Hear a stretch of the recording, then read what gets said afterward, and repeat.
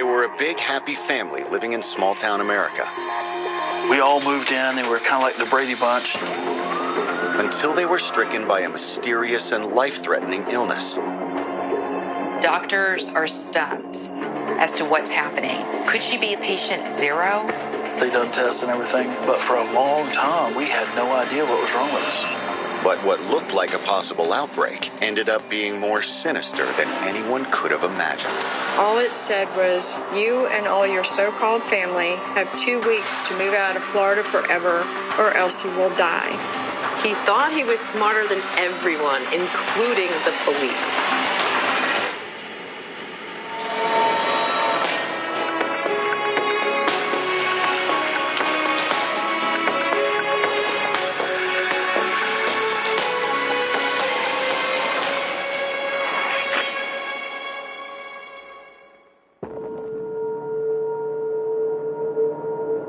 October 1988. In Winter Haven, Florida, 41-year-old Peggy Carr is rushed to the hospital by her family after she collapsed in pain. She couldn't talk. She couldn't hardly move. She's known sign language all of her life because her parents were deaf. So she signed to me and my sister about how bad she was hurting. She was in such excruciating pain, she had to be physically carried into the ER. At first they thought it was the flu, and then they recognized this is more than the flu. There's something going on here. Doctors were mystified because you don't see that typically in an ER. They ask her, what was your last meal? Did you drink some water that maybe you typically didn't drink? They have to ask her all of these questions and they still can't find the answer. It was bizarre. They just could not isolate it down until they brought in a neurologist who suggested that it was some kind of poisoning.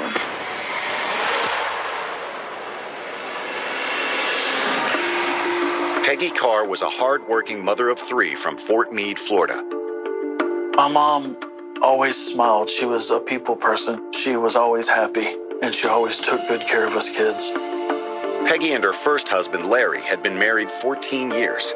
They had 2 sons and a daughter, but the marriage didn't last. He got in trouble all the time, and he wasn't the best husband. He was always drinking. He was an alcoholic, and she just got tired of it. After the divorce, Peggy got a job waitressing at the local diner and focused on raising her kids. But it wasn't easy. We would come to her restaurant, she would serve us, and she was a super hard worker. She was always working. It seemed like she would have 12, 14-hour shifts. A new romance was the last thing on Peggy's mind. I remember her telling me that she met this great guy. His name was Pat. He used to frequent the restaurant because it's right there where his work was at. He would come in and flirt with her. Most everyone called him Pie. He was a foreman at a phosphate mine, and after his shift, he would go to the diner and sit in her section. It turned out they had a lot in common. He was divorced with kids of his own, so it wasn't that surprising when they started dating. I remember him coming to pick up my mom, and he had a Monte Carlo SS, which I fell in love with. So I just thought he was the coolest thing. After dating for several months, the two decided to get married in 1988. Peggy and her 3 children moved in with Pi, his adult daughter, and his teenage son, Travis. The blended family of 7 made their home in the nearby town of Alturas. It's a happy little town. We had a Circle K. There's a nice little church, dirt roads. Everybody's friendly. Everybody waves when they go by each other. Just a really good place to have a family. People there leave their doors unlocked. Their windows are open. Everybody knows everybody in Alturas, and they like it that way. And I remember us referring to the Brady Bunch, We had a big table, and it was always full of food. My mom was happy, and she had a good man, and we had more brothers and sisters, so we were all happy at the time. The kids would often invite friends over, and it wasn't uncommon for the gatherings to spill out into their yard. But Peggy didn't mind. She enjoyed welcoming people into her home. We were typical teenagers. We had pool parties. It was always loud over there. We were working on our trucks in the driveway. We were riding our 3-wheelers. But the Carr family's happiness wouldn't last forever. Now, Peggy has been poisoned, and authorities need to know how it happened. Then her 2 sons started to exhibit symptoms as well. Me and Travis, our feet were killing us. You could just barely graze our feet, and we would just, holler. At that point, everyone is extremely concerned. Is this the start of some sort of widespread contamination? Coming up, detectives suspect Peggy may have been poisoned by the person she trusted most. They suspected he was having an affair. He had the motive to do it.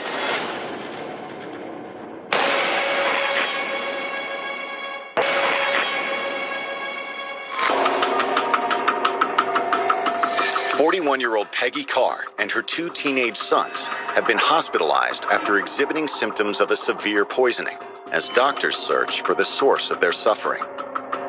For a long time, it seemed like we had no idea what was wrong with us. And we were just freaking out, and, it's just really scary. Finally, doctors receive lab results that reveal the suspected poison. The lab results show that Peggy Carr was poisoned with thallium nitrate. It is a toxic heavy metal. It causes your nerves and muscles to shrivel and die. I think they run 1,000 tests on us. She had like 55 times the amount that it takes to kill one human. I had like 19 times, and Travis had like 25 times the amount. That's what they told us. The amount of poison that she had, what it was doing to her, essentially, it was killing her on the inside. Her body was decomposing. Thallium is most commonly used in rat poison, so the first thought was that she had been accidentally contaminated. But it's rare to have something like this happen to one person. So to have 3 from the same family, that couldn't be a coincidence. So everyone was on high alert. County officials, along with local law enforcement, were looking into what could be an enormous public health crisis. But finding the source of the poison won't be easy. It's very hard for anybody to detect because you can't smell it, it's odorless, and it's tasteless. The rat poison containing thallium has been outlawed since 1972, so it's difficult to come by. There were all sorts of theories of how this family could have come in contact with such a high concentration of a dangerous chemical, and they had to look into all of them. Is there something toxic in the air, in the water? Or what if it was something from the mine in this community? Authorities also had to consider the frightening possibility of widespread contamination. This came not long after the initial poisoning of the Tylenol in Chicago using cyanide. And then there were other instances of tampering with commercial products like that. So naturally, detectives were concerned. I can remember Mr. Ernie Mincy, telling me, we got CSI at your house right now, and we're checking everything from mustard to mayonnaise. More than 400 items were taken from the Carr home and sent to a state lab in Jacksonville for testing. Food from the refrigerator, ice cubes from the freezer, even scrapings from the floors and walls. But it was going to take a while for the results to come back. In the meantime, the Polk County Sheriff's Office begins their own investigation. They come in, ask us a ton of questions. Do we have any people that don't like us? Do we have any enemies? And of course we said no, because, we were kids. Peggy was well liked. She lived in that community. She grew up in that community. So what possible motive would someone have? Unfortunately, Peggy couldn't give them any answers. The poison had taken a toll on her, and she could not communicate. But Peggy's family had plenty to say, and according to them, the Carr's marriage wasn't as perfect as it appeared to be. They were good out of the gate. Everything seemed to be going fine. She found Prince Charming. Then he started to not be around as much, not be as affectionate. They'd only been married 6 months, and there were already rumors that her husband was having an affair. She was very troubled by it, devastated by it. When she found out that he was cheating, I don't think she confronted either one of them. I think she was just mad and sad. They were so quick to get married, so quick to fall in love, and then so quick to forget why they fell in love in the first place. Peggy was kind, but she wasn't weak. She refused to let Pi treat her that way, so she took her kids to go stay in a hotel. But it wouldn't be long before Peggy had a change of heart. He did come to the hotel crying, begging her, he'll change, just smoozing her, trying to get her to come back home. She ultimately decided to give him a second chance and move back into their house with the kids. But things were different after that. They weren't holding hands, and, she didn't seem like she was smitten anymore. She seemed like she was troubled about her marriage. It was very hard for me to see her like that. She was just so depressed all the time. According to Peggy's son, Dwayne, her depression turned to fear when she discovered Pi had been keeping another secret from her. She found out he took out a large life insurance policy on her. She talked to me a couple times about how she was scared. You have to wonder if he could have been trying to kill his wife for the insurance money and accidentally poisoned the kids as well.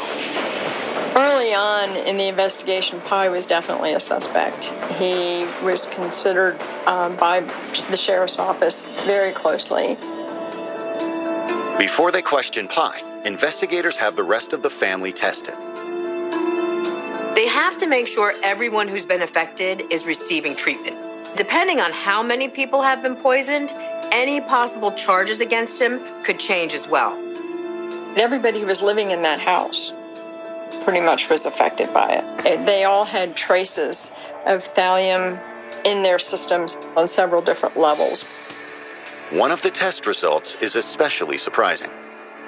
It turned out Pi had been poisoned as well. It's hard to know what to make of this. Does it mean he's innocent as well? Or does it show just how much planning he put into this? People are sinister enough that, sure, why not just eat a little bit of the poison myself to throw detectives off the trail? Like, look, there's no way I would poison my wife because I suffered from it too. Pi isn't the only one. Trace amounts of thallium were found in the entire family.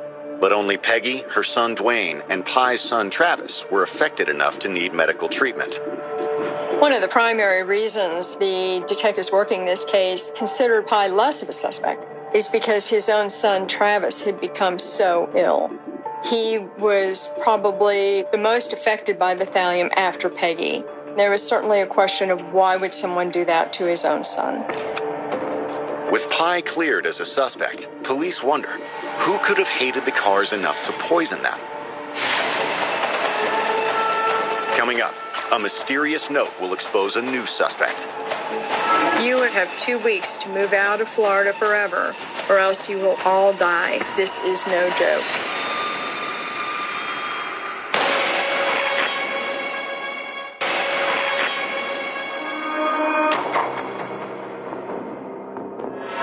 It's been several days since Peggy Carr and her sons were admitted to Winter Haven Hospital with thallium poisoning, and doctors are struggling to keep them alive.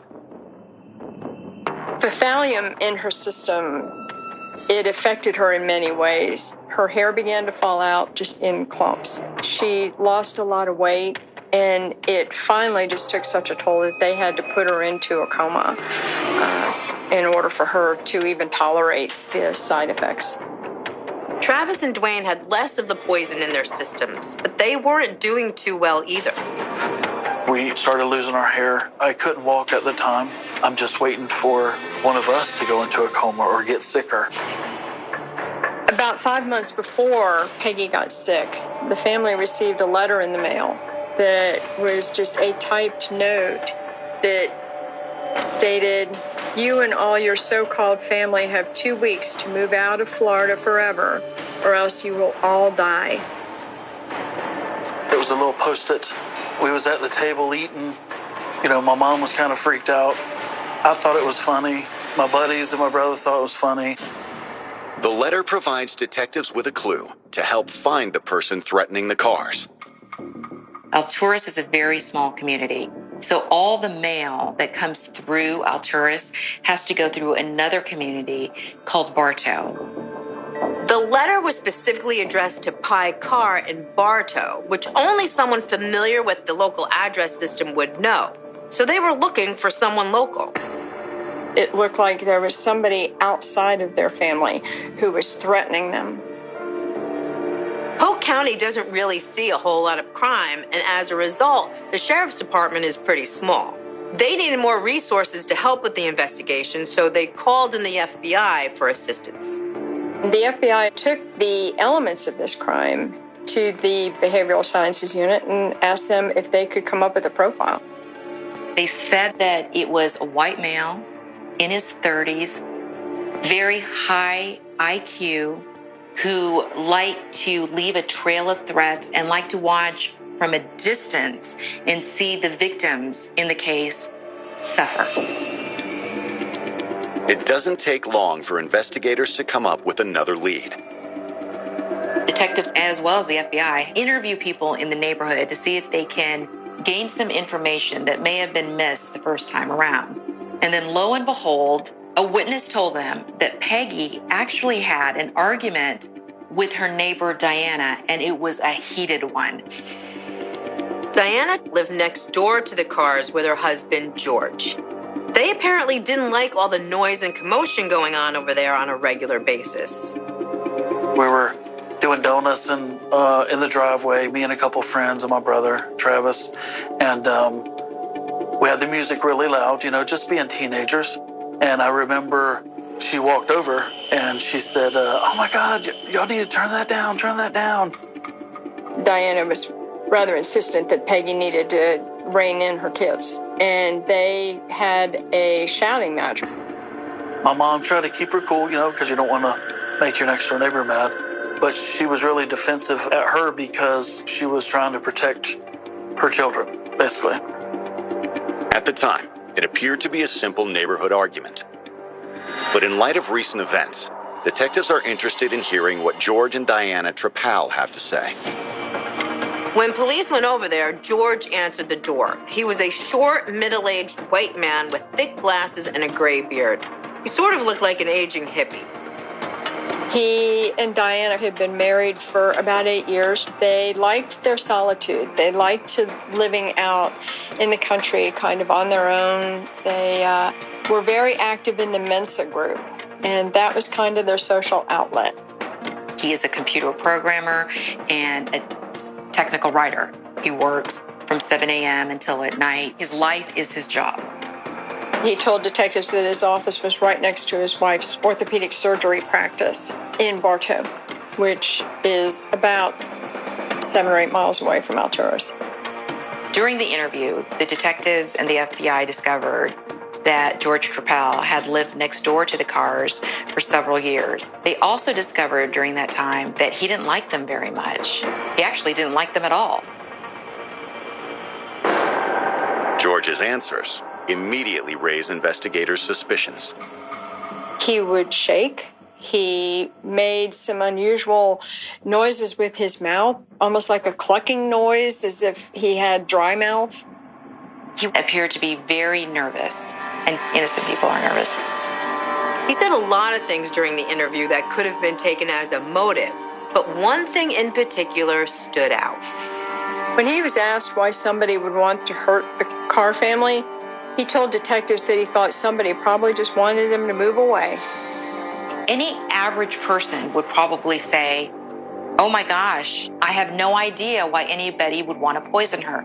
Instead, George Trapal came back and gave them a reason. A reason known only to police and the person who wrote the death threat. George Trapal looked like a bookworm, not someone who would poison his next-door neighbors. But looks can be deceiving. Coming up, detectives identify the source of the poison.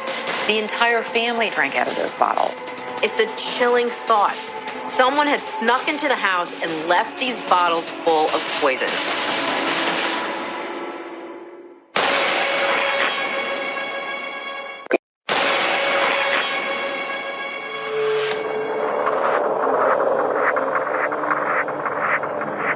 The FBI and Polk County Sheriff's Department are considering George Trepal and his wife as suspects in the poisoning of Peggy Carr and her children.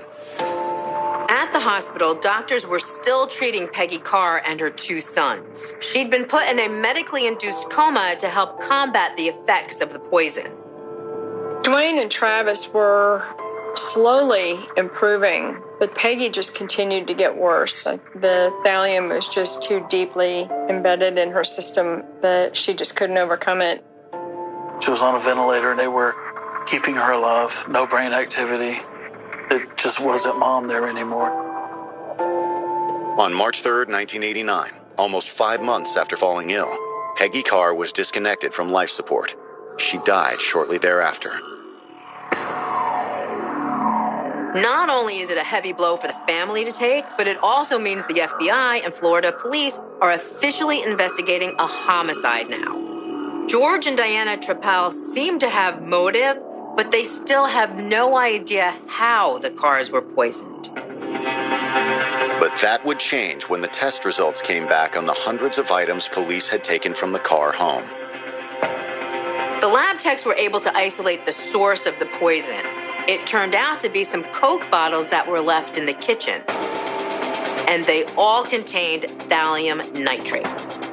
We used to have this little cubby hole where, we put extra cases of water, whatever, and that's where it was. The next question was, how did the poison get into those bottles? It definitely wasn't something that happened at the bottling plant, so they're looking for signs of tampering.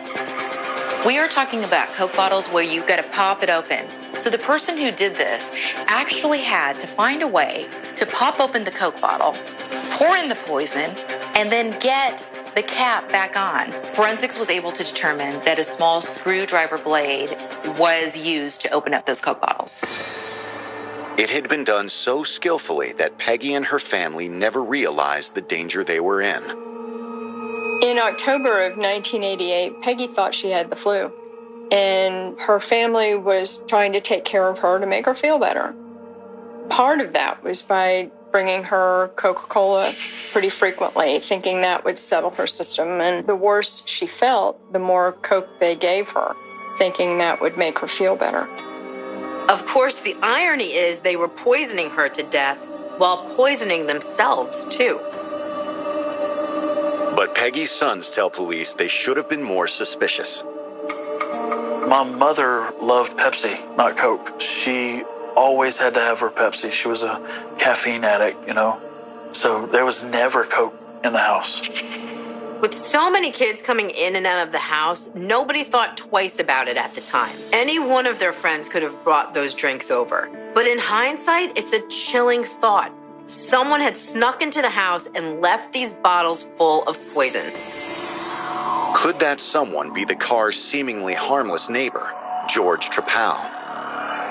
He certainly struck them as suspicious when they spoke to him the first time. But the police know very little about him at that point, so they put a surveillance team on him.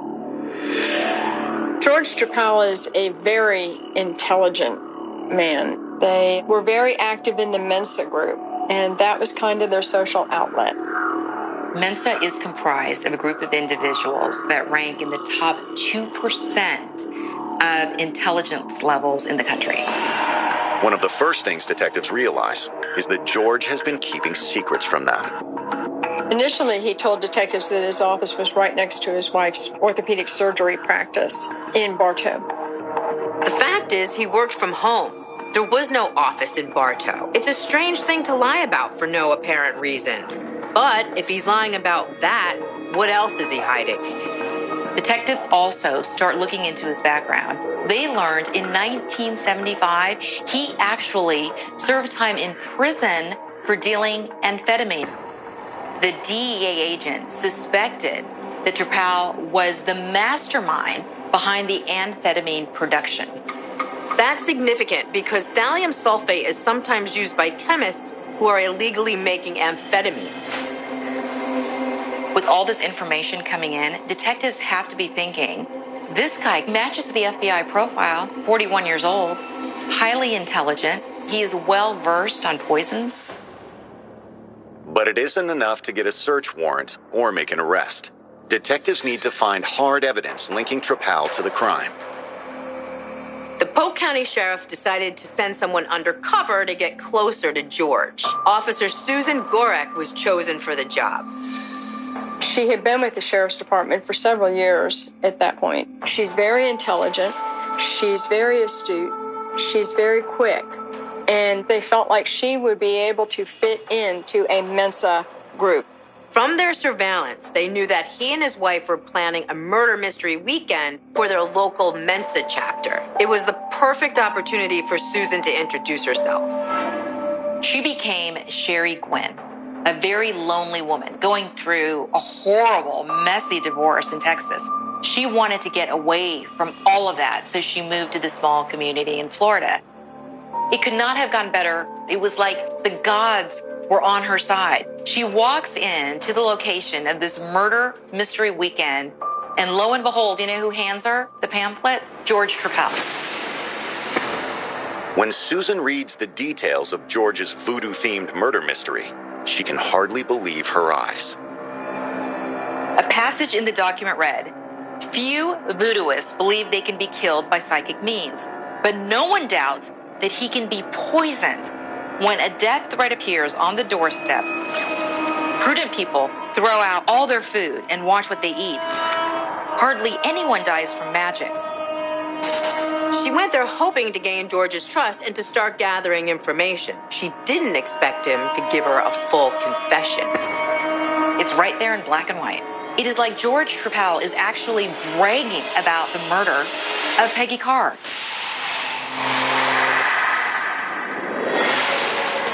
Coming up, an undercover agent tries to avoid becoming her target's next victim.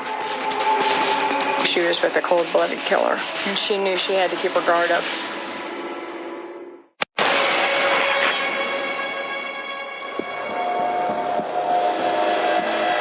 Investigators believe 40-year-old computer programmer George Trepal is actually the mastermind of a deadly plot to murder his noisy neighbors. To prove it, they've sent undercover officer Susan Gorek to befriend him. She basically strokes George Trepal's ego. It was a way to get close to him. She appeared needy. She needed a friend. She needed someone that could guide her. I think he embraced that role.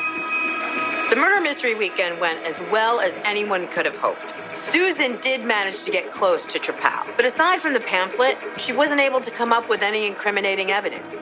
He didn't confide in her or let anything slip. To catch Peggy's killer, it seems Susan will have to keep up the charade a little longer.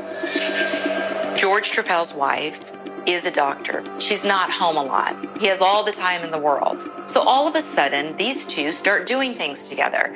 They start cementing their friendship.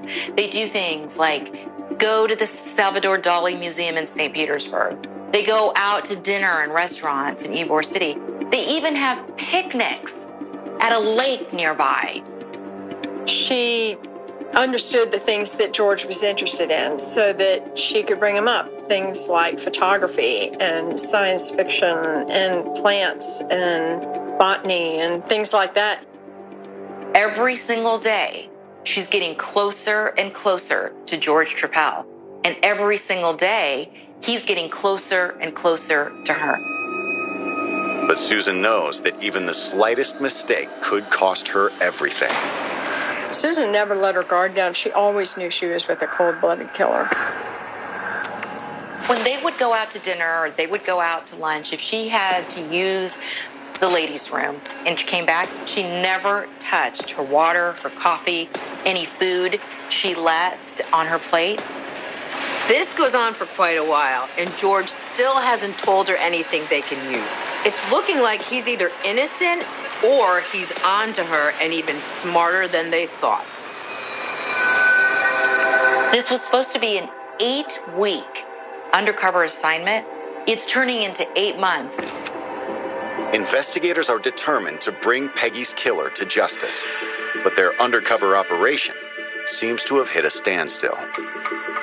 Susan spent countless hours with him, and they just poured a lot of effort into this. They hoped they would come away with a confession, but unfortunately that never came. Something had to give. They didn't want to let him get away with murder, but they were running out of ideas and resources. Until suddenly, after 9 months of being undercover, Susan's hard work seems to finally pay off.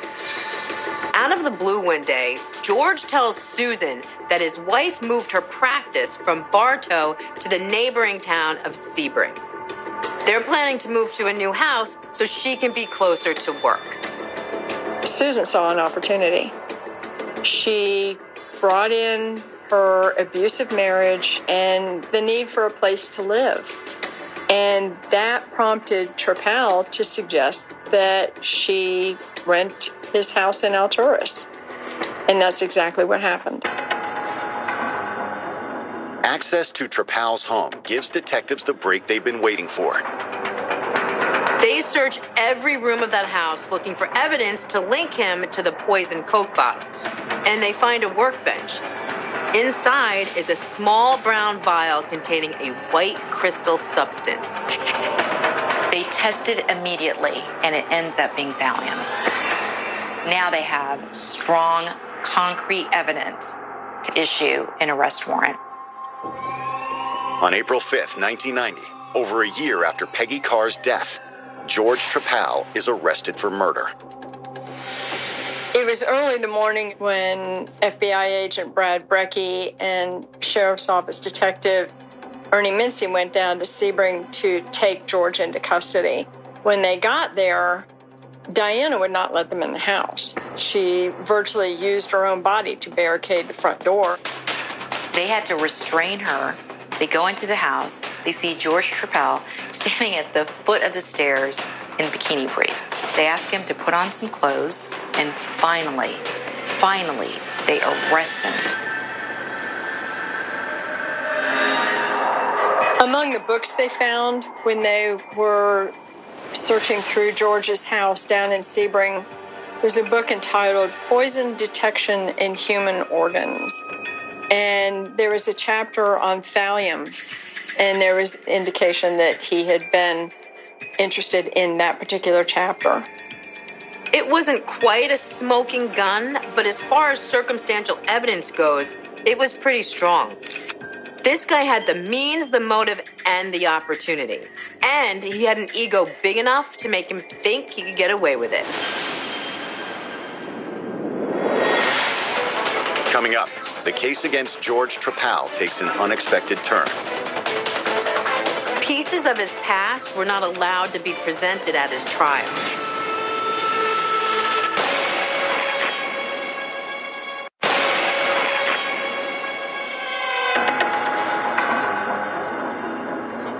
After a year-long investigation, the FBI and Florida police have charged George Trepal with the murder of his next-door neighbor, Peggy Carr.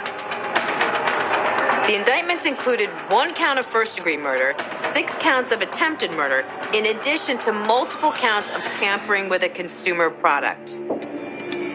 On January 7th, 1991, over 2 years after Peggy Carr first fell ill, George Trepal's murder trial begins. State Attorney John Aguero called a total of 49 witnesses to testify, including experts from Coca-Cola, doctors who treated Peggy Carr, family members, and the DEA agent who arrested Trepal on the amphetamine charges back in 1975. The prosecution presented a very methodical case to the jury. They presented it in such a way that each element built on the previous element. The evidence they found on its own, it may mean nothing, but you have to take a look at the totality. And there are just too many coincidences. In order to believe that George Trepal was innocent, you had to believe that it was just a coincidence that there's a bottle of thallium in his shed. That it's just a coincidence that he's got a book that has a chapter on death by poisoning. That it's purely coincidence that this letter shows up at the Carr household, and 5 months later, Trepal mentions something about, well, somebody was just trying to get them to move out of the neighborhood. The state's attorney posits that when the Carr family ignored his warnings, George decided to take matters into his own hands. He conjured an image of Tripal at the workbench in his garage, carefully cooking the thallium, adding it to the soda bottles, and then crimping the caps back on. He theorized that Tripal left the tainted beverages in the car home, knowing that eventually they would drink it. But the defense argues that prosecutors have no physical evidence proving George had anything to do with the poisoning. They suggested that the police, who had invested enormous manpower into the case, singled out George because he was different, and then twisted the facts and coached witnesses to suit their theory. George Tripal's defense attorneys were able to bring in some inconsistencies in this case, including statements made by Travis Carr. He said when he was in the hospital that he was the one that brought the Coke bottles home. George's lawyers even suggest there was a much more likely suspect, one investigators conveniently overlooked. Eventually, they brought in Diana, George's wife, and painted her as a possible scapegoat for George, that she was behind it and not him. And he was obviously upset about that he did not want her to be brought into the trial. But the lawyers felt like that was necessary.